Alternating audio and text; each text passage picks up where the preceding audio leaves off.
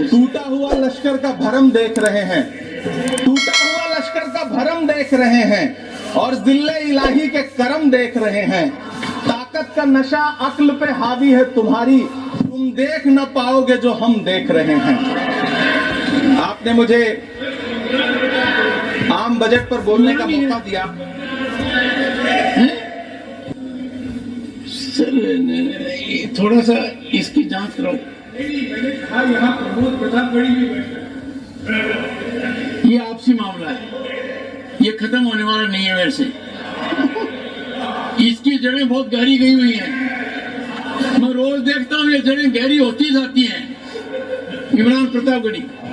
धन्यवाद सभापति महोदय। 83 मिनट 71 बार थपथपाई गई मेज, 14,417 शब्दों का बजट भाषण और उस बजट में अपने लिए राहत तलाशती मिडिल क्लास की हैरत ज़दा आंखें। सभापति महोदय, मेरे हाथों में जो दस्तावेज है, दरअसल ये देश के किसानों, गरीबों, मजदूरों की उम्मीदों का स्मारक है। ऐसा लग रहा है जैसे वित्त मंत्री महोदया ने बजट नहीं तैयार किया है, बल्कि प्रधानमंत्री जी की मन की बात का संकलन तैयार किया है। टूटा हुआ लश्कर का भरम देख रहे हैं, टूटा हुआ लश्कर का भरम देख रहे हैं और जिल्ले इलाही के करम देख रहे हैं। ताकत का नशा अक्ल पे हावी है तुम्हारी, तुम देख न पाओगे जो हम देख रहे हैं। वित्त मंत्री महोदया ने इस बजट में महंगाई पर सिर्फ 10 शब्द बोला है। जिस देश में टमाटर 100 रुपए किलो बिक रहा हो। सभापति महोदय, मेरा टाइम पॉज करें और बार बार इंटरप्ट करने को या तो मना करें। हाँ बोले, कृपया बोले। सभापति महोदय, वित्त मंत्री महोदया ने इस बजट में महंगाई पर सिर्फ 10 शब्द बोले हैं। जिस देश में टमाटर 100 रुपए किलो बिक रहा हो, उस देश की वित्त मंत्री के पास बजट में महंगाई पर बोलने के लिए सिर्फ 10 शब्द है। डीजल, पेट्रोल, आटा, चावल, दाल, सब्जी की महंगाई का तो कोई जिक्र ही नहीं। सावन चल रहा है तो प्याज और लहसुन का दाम पूछना तो शायद पाप होगा। मैंने तो यह भी सुना है कि वित्त मंत्री जी जो चीज खुद नहीं खाती हैं, उसके दाम से उनका कोई लेना देना नहीं होता। लेकिन इस बार बजट पेश करने के लिए पार्लियामेंट आने से पहले वित्त मंत्री जी ने दही और चीनी खाई थी। अब तो उनसे यह पूछा जा ही सकता है कि उन्हें दही, दूध और चीनी का रेट तो इन दिनों पता ही होगा। क्या उसे सस्ता करवाएंगी या नहीं सस्ता करवाएंगी? अगर पता है तो कृपया सस्ता करवाइए, क्योंकि इसी चीनी ने अमेठी में एक मंत्री महोदया का राजनीतिक कैरियर कड़वा कर दिया।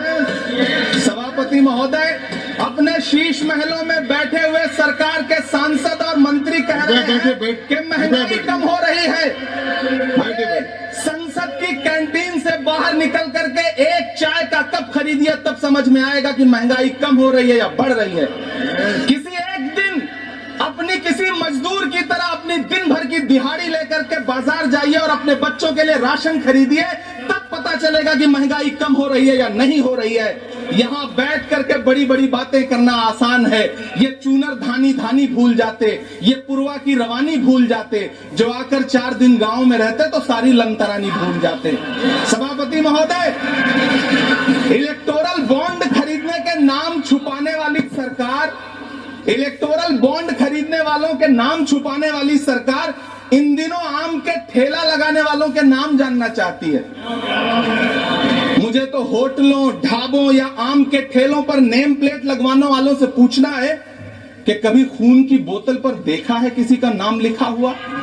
मुझे पूछना है कि क्या कोरोना के दौरान अपनी उखड़ती हुई सांसों के लिए ऑक्सीजन तलाशने वाले किसी इंसान ने ऑक्सीजन लाने वाले किसी इंसान से पूछा था कि ऑक्सीजन लाने वाले नहीं बोले, सुने मैंने सीधे।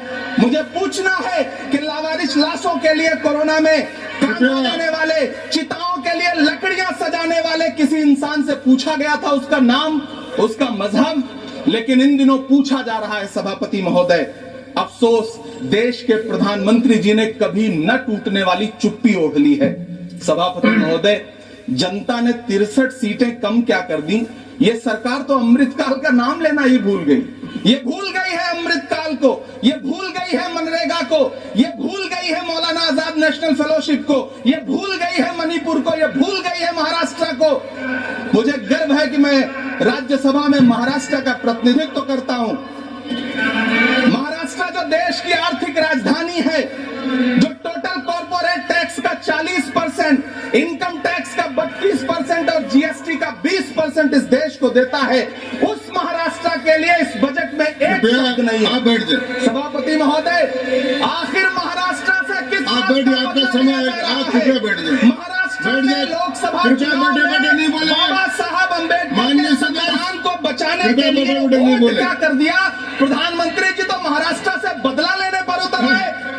अब तो शायद उन्हें याद भी ना हो यवतमाल का वो दाभड़ी गांव जहां 20 मार्च 2014 को वो किसानों के साथ चाय पर चर्चा करने गए थे और उनकी किस्मत बदलने के सपने दिखाए थे।